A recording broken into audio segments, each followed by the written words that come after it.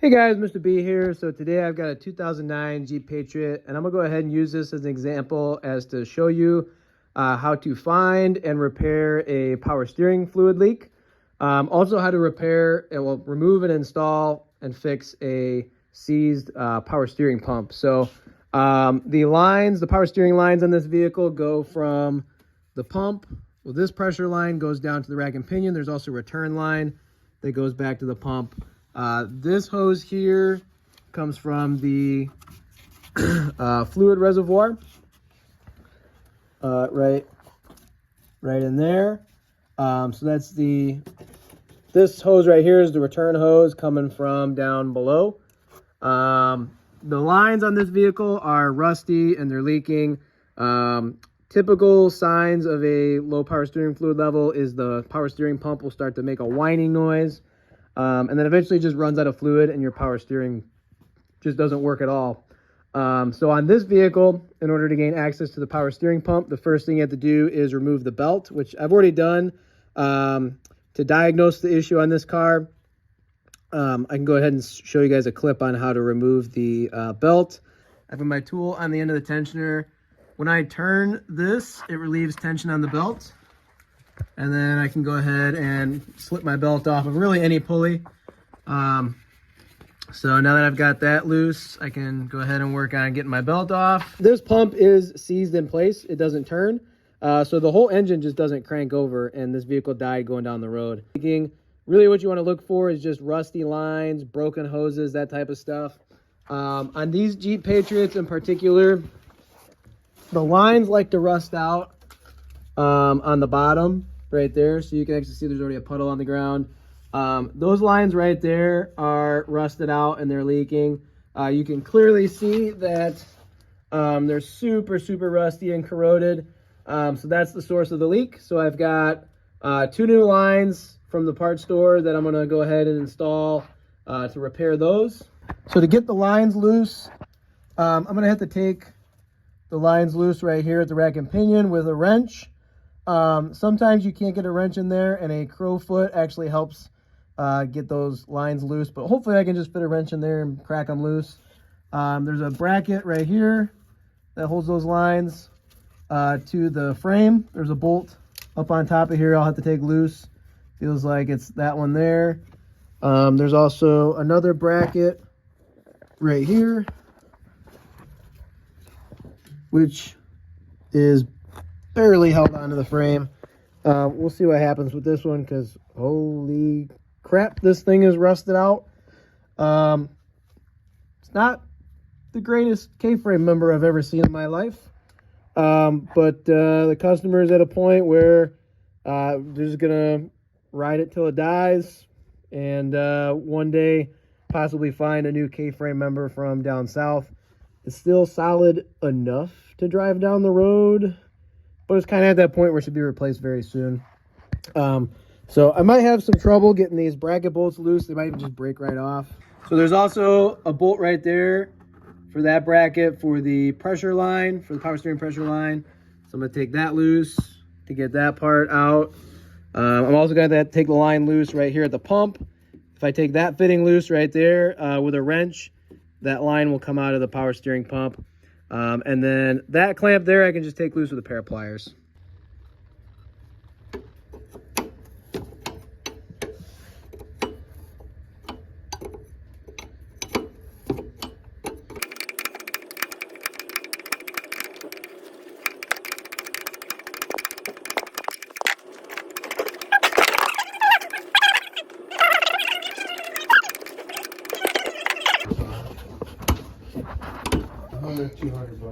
All right, to get those lines loose, I wasn't able to fit my wrench in there, so I have my crow foot in there with an extension and my ratchet, and that seems to break it loose fairly easily. So I'm gonna go ahead and just kind of work that around and probably do the same thing for the other line and get those out.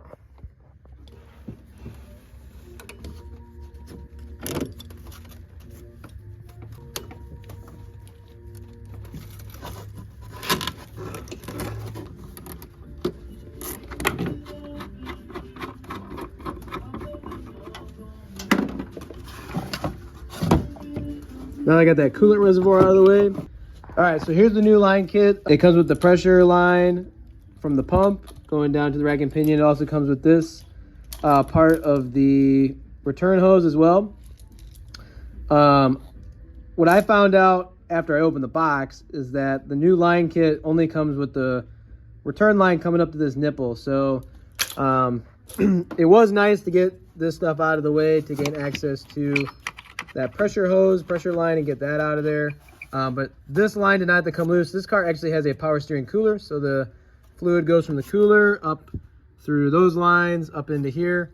And there's another hose that goes further down that connects to the end of this line, which is what I have to take loose. So I actually, luckily, don't have to worry about any of the lines right here or anything going over to the power steering cooler, because those still look like they're in good shape and they're not leaking. So I'll just hook that back up and not worry about it.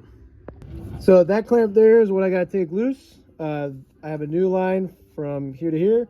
That hose and that line is actually going to stay because I don't have a new one for it and it doesn't look like it's leaking. Here I was actually able to bend it to get that line out, and then I'll just bend it back in place when the new line is in.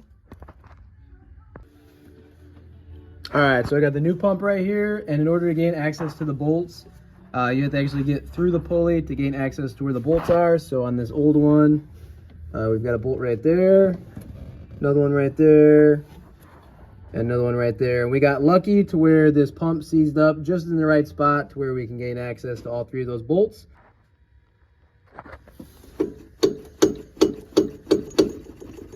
So that last bolt didn't want to come out all the way, so all I did was I lined up my wrench with the pulley, and I hit the end of it with a hammer to get that pulley to turn just enough to where that bolt will sneak out of there. And getting this out is going to be kind of challenging because I have to wiggle it back and forth to break loose any of the corrosion that's between there so that I can lift it up out of that bracket. All right, so got the new power steering line in. That fitting there, you just snug it up with a wrench, get it real tight. Did have to transfer that nipple on the top of that power steering pump. And then the three bolts are in and tight. I just snugged those up with my ratchet, gave it some forearm strength.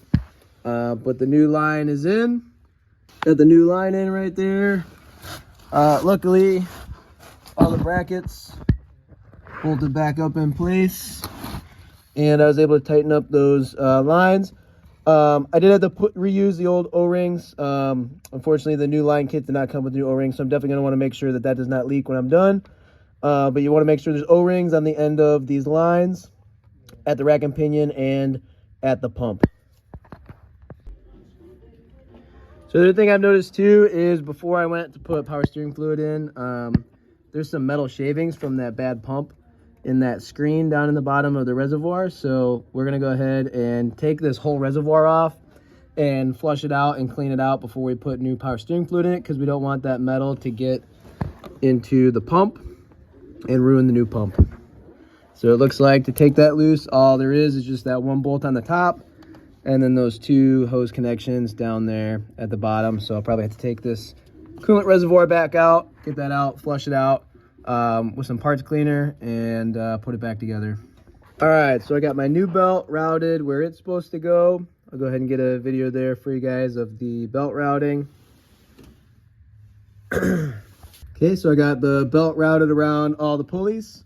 Of course, it's not installed yet, so what I got to do to install it is put my tensioner tool on the end of here. What I do is I'm going to pull this tensioner back like that, and then I can slip the belt over the pulley.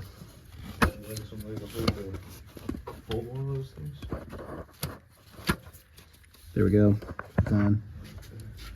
Sweet. All right, so now that we got everything back together, what we got to do is we have to bleed the air out of the power steering system. So we've got the power steering fluid filled up. It is overfilled right now, but that's okay because we're going to bleed the air out of the system. This system is empty. So what you do is you start the car up to get the pump running, and then you turn the wheels back and forth all the way to the right and all the way to the left until it stops making noise and it stops whining. And then what I'm going to do afterwards is go ahead and take it for a drive and then come back and double check the fluid. All right, go ahead and start it up. All right, now turn the wheels all the way to the left, all the way to the right. So as those wheels turn left and right, it starts to circulate the fluid through the system. And okay, shut it off. And obviously there's a whole bunch of air bubbles in there, so we're gonna put some more fluid in it and then repeat the whole process over and over again until it's finally full and there's no air bubbles. All right, so now that we've turned the wheels back and forth a whole bunch, there's no more whining noises. Our pump's working good and our fluid level is full. There's a minimum and a maximum mark on that reservoir. So that's how you check, repair, and bleed the air out of a power steering system. Of course, I'm gonna make sure to put that cap back on. I hope you guys found this video helpful. Please go ahead and like and subscribe.